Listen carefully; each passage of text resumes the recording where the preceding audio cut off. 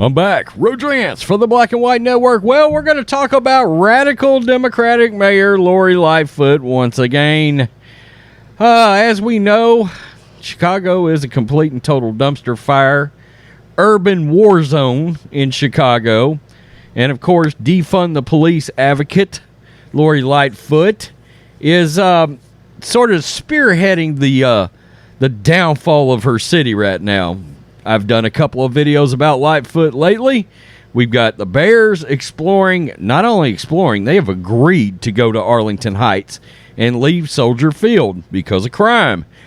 And then we've had a couple of television productions where they literally had bullets whizzing by their head in the last week.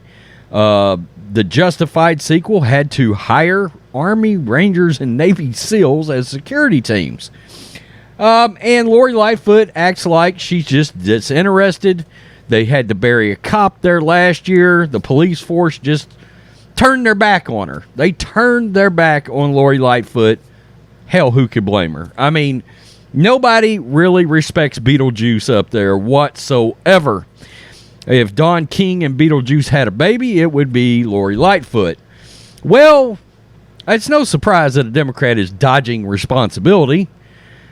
Let's look at this, because it seems she's dodging all kinds of responsibilities, including things related to her Democratic mayor administration and herself. Chicago Mayor Lightfoot refusing to pay speeding and red light tickets as they pile up. Wow, she can't even contribute funds for breaking the law in her city. This should be no surprise whatsoever. Multiple police-driven vehicles used to transport Chicago Mayor Lori Lightfoot have reportedly racked up multiple traffic tickets that have gone unpaid despite the mayor's advocacy for stricter speed cameras in the city. A Democrat that's a hypocrite? Say it's not so. I don't believe you. Two of the SUVs used to shuttle Lightfoot throughout the Chicago area have accumulated 3 speeding tickets and 2 warnings in the past month. The tickets have gone so far have gone unpaid. CWB Chicago reported on Monday. Additionally, CWB Chicago reported that one of the SUVs in the mayor's fleet had a red light ticket that has not been paid. 2 SUVs were previously assigned a Lightfoot security detail and have outstanding speed and red light tickets. Of course you're not worried about funding the police. You've got your own security force. One of those SUVs is eligible to be booted and impounded over the lack of payment. Oh, God, that's funny. 2 of the speed violations committed by Lightfoot's SUV reportedly occurred in school zones, and the citation stated that school children were present. They were speeding in school zones? Man, in Texas, I'm here to tell you, in Texas, law enforcement does not play with that. They will bust your ass to the fullest extent of the law for speeding in the school zone here. Since taking office, you don't get warnings for that. Since taking office, Lightfoot supported a push to, quote, lower the buffer zone threshold that speed cameras allow before issuing a citation from 10 miles an hour to 6 miles an hour, arguing that roads will be safer. Quote, no one likes speed cameras, I get it. Lightfoot was quoted last month, but this is a life or death that we're talking about, and we've got to step up as the city and address this. Lightfoot also pointed out the potential dangers to kids despite being ticketed through a school zone with their own security detail. It is unconscionable that any city council member would consider voting to allow for increased speeds near spaces utilized by children, Lightfoot said. This is unbelievable, but it's believable. So, her security detail got speeding tickets in school zones right after she ran her mouth about how important it was to uphold the law in school zones. This shouldn't surprise any of us. Lightfoot's office did not immediately respond to Fox News Digital. I'm sure you didn't. In 2020, the Chicago Tribune reported that the city of Chicago dismissed the majority of tickets that were issued to Lightfoot's security team, which included tickets given at times the mayor was attending non-city related events. Wow. The Illinois Policy Institute, a libertarian think tank, found that Chicago has issued 3.8 million speeding tickets, generating almost $80 million in revenue to the city since Lightfoot lowered the threshold last year. The Chicago City Council struck down a measure to repeal lowered speed camera thresholds last week in a vote that Lightfoot supported. WLS-TV reported that 84% of all speed cameras issued were given to drivers between 6 and 10 miles an hour. Now, it should also be noted here that the great President Trump, by the way, weighed in about the urban war zone that Chicago is. And he laid out, when he was speaking at Tuesday at an event, he laid out 42 things that he would do as president, as being the next president if he was to run and get elected.